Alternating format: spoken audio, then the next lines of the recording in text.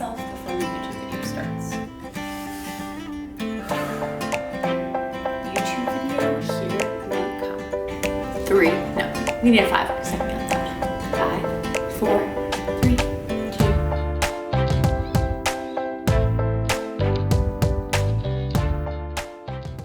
Hey guys, welcome to my channel. I'm Lauren and this is a day in the life of a type 1 diabetic video. When I was 7, I was diagnosed with type 1 diabetes, which is an autoimmune disease that does not have any cure. So while there are a ton of tools to help manage your type 1 diabetes, it's not a replacement for just living a carefree life.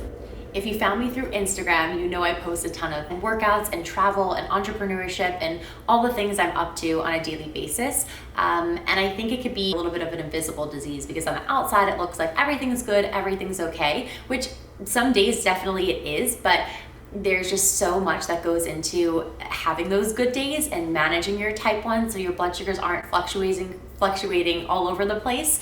Diabetes is definitely something that is a full-time job, but I wanted to give some background insight for my first YouTube video, kind of what it is to really go through my life with type 1 diabetes. And I hope you guys enjoy this. I hope you like and subscribe. I think I'm supposed to say that, so I'm saying it. But yeah, enjoy the video.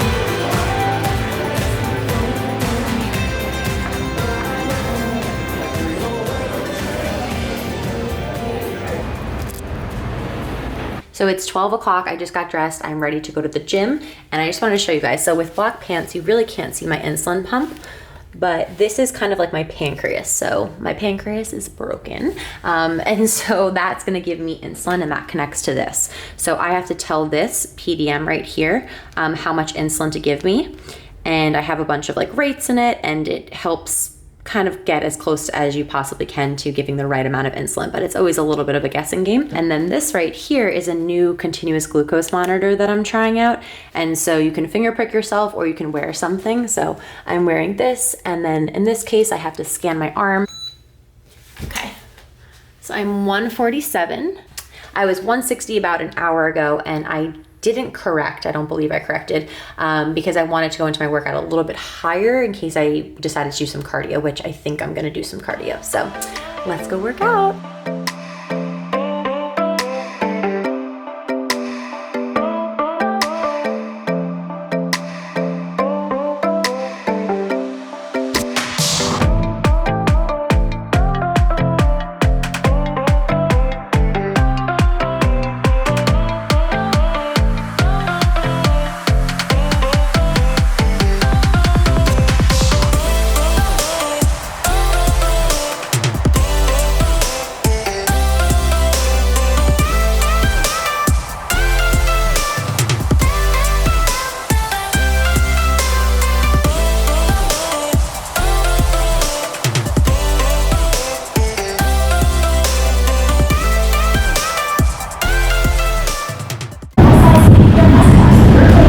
So I just got done with the strength training portion of my workout, and now we're going into a little bit more just like cardio-based circuit, and then I'm going to do the Stairmaster. So I'm going to check my glucose, my blood sugar here. So I'm 161. I think that's a little bit higher than I was when I started. I think I was 140s when I started. So probably a little bit of adrenaline using the 8 to 15 rep range. So I was doing a lot of like 8 to 10 in like the third and fourth set. So I was going up heavier in weight. So probably adrenaline boosting my blood sugar a little bit. And now I'm going to go do the cardio. Okay, 7 minutes in to the Stairmaster, and I feel like I can't hold a conversation. So I know I'm going hard enough. doing 30 minutes on, 30 seconds on, 30 seconds off, alternating between speed 8 and 13. It's really intense. You know how like in cycling classes, the instructors like spin their hair, make it really into it. They're like, yeah, let's go. We can't do that. So. All right, so workout is done. I did a 5-minute cool down, like on a 3.0 walk on the treadmill at the end, so I don't have such a spike, any like post-workout spike. It just helps to prevent that for myself. So 158. So I pretty much stayed within like 20 points for my entire workout. And what's super interesting is if I did this workout after 4 p.m., my blood sugar would have absolutely tanked. Like literally would have went so low if I just went into it like I did today and didn't do anything with like taking back insulin like a half an hour to an hour beforehand, or eating something with like carbs and fat. And if I did in the morning time, my blood sugar probably would have spiked, and I probably would have needed insulin beforehand, since it was such like a high intensity, like heavy weight and then like sprints kind of workout. But this time I did it at 12 p.m. in the afternoon, and I kind of stayed the same. And in my mind, since I don't normally work like this is work out at this time, this is how I think. So I think either A, okay, this is my pattern and I probably don't fluctuate more with this type of workout in the afternoon, or B, my blood sugars are on the cusp of starting to run higher than normal because I'm getting my period in a few days, and because I'm not on birth control or anything, it usually comes within kind of like a 3 to 5 day range of like the cycle. So I don't know exactly what day it's coming on, but I can kind of tell what day it is because my blood sugars start to rise really badly, and just kind of like progressively. So this could be my trend for this time of day in this type of workout, or it can just be my period coming, and normally I would have dropped, but the hormones might have kept it, you know, up high. So I'm gonna start thinking ahead of what I'm going to eat after I get in the shower, but since that's gonna be probably in a half an hour, I'm going to give myself insulin now.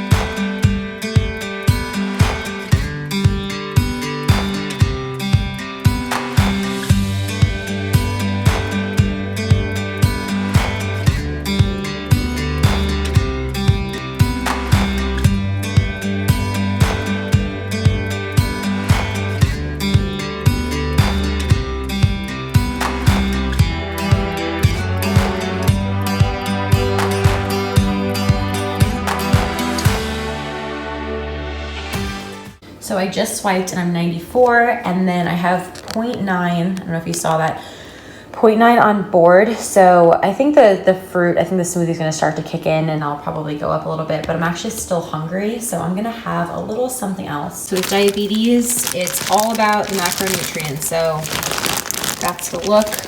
So this gluten-free bread has 16 grams of carbs, 2 grams of fiber, and then little protein, little fat. So 16 minus 2 is 14. So 14 active carbs times 2 is 28. Yay. Okay.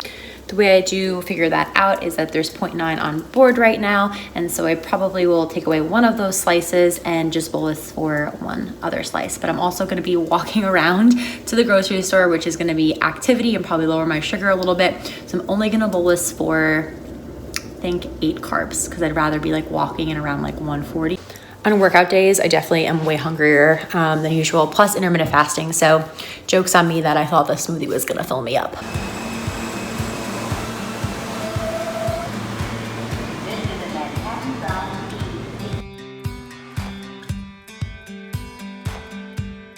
So it's literally like summer in the city. It's April 8th and it's so hot out. It feels so good. I normally don't even walk to Whole Foods, and I don't usually go in the store. I get everything delivered because just like going on the subway or taking a cab and pick your bag is just so much in the city. So just like the process is very draining. So the main reason I'm coming now though is to show you guys and take you guys along with me.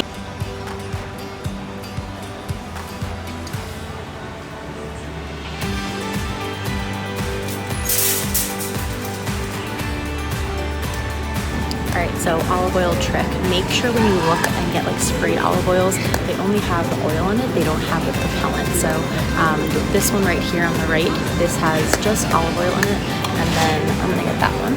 Then this one here has expeller pressed refined canola oil, soy lecithin, and propellant. We don't need that in our food now, do we? Alright, so when I'm back, almost fell. Clean up on aisle 3. There's a person down. I am pretty much stay away from dairy.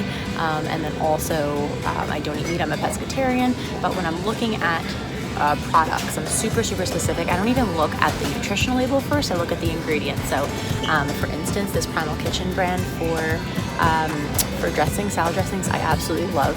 There's 12 grams of fat here, but if you look at the ingredients, it's coming from avocado oil, crushed Kalamata olives. It looks like those are the two main things. And then I go ahead and look at the sugar content, and there's only 2 carbs in it and 0 sugar. So this is a really good nutritional breakdown for me, my body specifically, because I don't eat dairy, and I find that the fat from things like olives and avocado oil don't cause the same insulin resistance that dairy does for me. And a lot of dressings have dairy in them. So they have an awesome Caesar dressing too. That is from dairy, so I like that. So packaged foods, I got a few snacks. 2 reasons I bring like snacks and things that don't have really any nutritional benefit to them is because I know, because of my past history, if I keep them out of the house completely, then it's like I restrict, and then I go to like a Friday night in someone's house and there's like chips out and I just like want to eat all of them. So I kind of bring them in the house to train myself to kind of like portion control.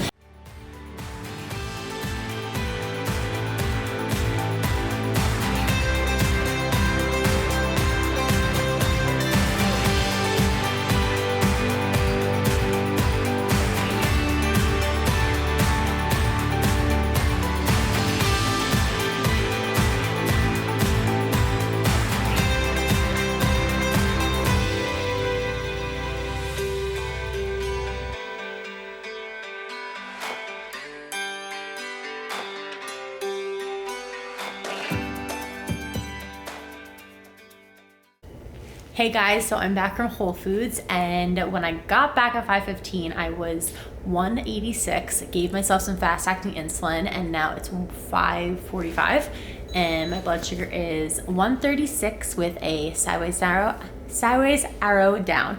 So this is an awesome place to be because I'm gonna be cooking dinner and eating in about gonna be eating in an hour, and so I like to be between 95 and 115, 120 before I start eating, so there's less risk of myself going higher after, especially because I'm going to be having some carbs with my meal, which I pretty much do for every meal. But yeah, just a little update for you. And for anybody who is watching that doesn't have diabetes, just to give you kind of like a scale, your blood sugar should be sitting between 80 and 95 generally, and then it goes a little bit higher after you eat, but it comes right back down. So I was sitting at 186, so that gives you a little bit of idea of how your blood sugars can fluctuate for a person with type 1 diabetes and how that's high.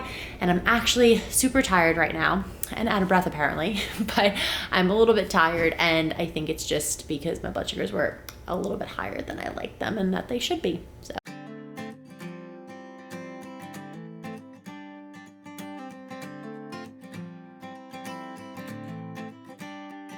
So this is the final dinner, and my blood sugar is 112 right now, so perfect, and this is pretty low glycemic, so I won't rise that much. But basically roasted chickpeas, smoked salmon, romaine, and mixed greens with a Primal Kitchen Caesar dressing. So can't wait to eat it.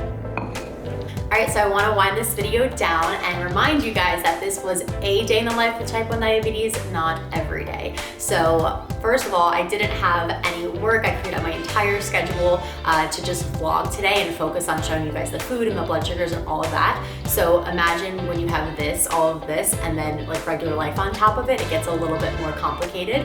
And then of course, I didn't have any high blood sugars today. I didn't have any low blood sugars today. And I'm a totally different person when those things happen, and it can throw your whole day really off balance. So I'd love in the future to like actually maybe like catch that on camera when I'm having lows or highs, and show you guys behind the scenes of that. Like this video, please give it a thumbs up and subscribe to help support my channel, and leave a comment below if you guys have any questions or any future things that you want to see in the videos. Talk to you guys soon. Bye.